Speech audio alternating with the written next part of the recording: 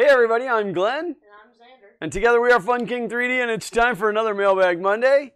They've been fewer and farther apart because we haven't been receiving as many parts for the FK1, being that it's mostly built now, but there's a couple, there's a few more things that it needs, but some people have been kind enough to send us some things, and we're going to show you what they are right here. You've got mail!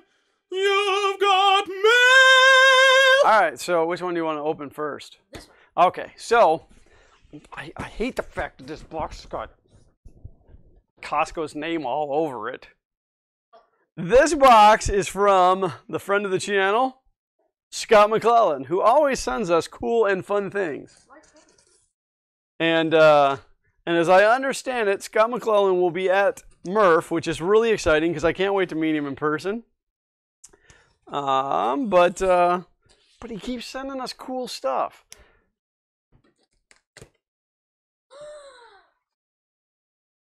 A letter. Gotta put on my glasses. Lots of airbags. I love the fact that you guys send letters with big print on it so I can see. Greetings all. Please find the enclosed Vorpal Hexapod robot kit that I wrote to you about earlier. My 10-year-old nephew and I have been having a blast printing out the parts and assembling this kit during our weekly build night. And we thought that you should join in the fun as well. I love fun. Fun is always, that's a nice package.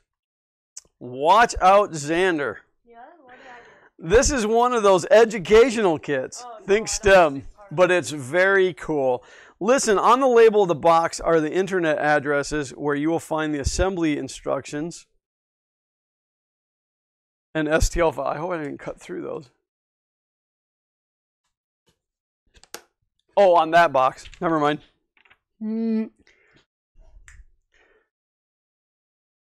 I lost my place. And the STL files. Check out the video first to get an idea as to how this whole thing goes together. Then review and refer back to the written instructions and diagrams for clarification. When assembling the robot, as they have answered our questions, for clarification, when assembling the robot, as they have answered our questions as they came up, the 3D parts were easy to print out, no support needed, my favorite kind of parts. The hard part was choosing the colors before printing them out. Oh, and we have so many colors to choose from. We have a bunch of maker boxes full of, it can be red, it can be multicolor. We used the PLA Pro Plus filaments as they provided the required durability. Standard PLA was found to be too brittle.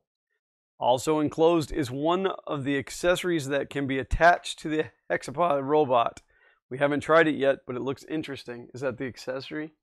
God, Scott, you are too good to us, brother. My nephew and I enjoy watching your YouTube content and hope to see many more episodes of Xander's Thing Thursday and the live stream recordings. I'm telling you, people love your XTTs, buddy. We have found them to be both entertaining and informative. Such a great combination. Keep up the great work. Print on, Scott. Thank you, Scott. You really are far too kind to us. This is really exciting. Do you see what it looks like? Yeah. Is that pretty cool? Do you want to see what it looks like? Zach's over here off to the side. So that's gonna be pretty exciting. And then what is the accessory? Ooh, a grip arm. No way. It's a grip arm, so we will be able to have him walk around and pick stuff up. Maybe Zach could program this to clean his room. In that disaster, it sure would. I don't think the arm would be able to pick up the... Who knows? Who knows? This thing, when it's built, is like this big. Is it really? No, but Joe, 3D Maker Noob, made one huge. I suppose you could scale it up. You just got to use bigger servos. So that is really cool, Scott. It's super appreciated. We will definitely make some content off of the build of this, and we're super excited to have it. And I really appreciate you you thinking about us with the extra kit. So that's greatly appreciated. So Now on to that one. So this box comes to us directly from 3D Gloop. It is a huge bottle of 3D Gloop. Imagine how much stuff we could print together or glue together with that. So if you guys are not familiar with 3D Gloop, check out 3dgloop.com. The Andrews make this amazing, amazing adhesive for, currently for PLA. They do have a PETG under development and testing right now. But it will bond PLA together incredibly. You will break the PLA before you break the bond. It is some incredible stuff. And this one's yours. Yes. Well, I'm bigger than you. Oh, that is a nice heavy weight. That is a Gildan Ultra Cotton.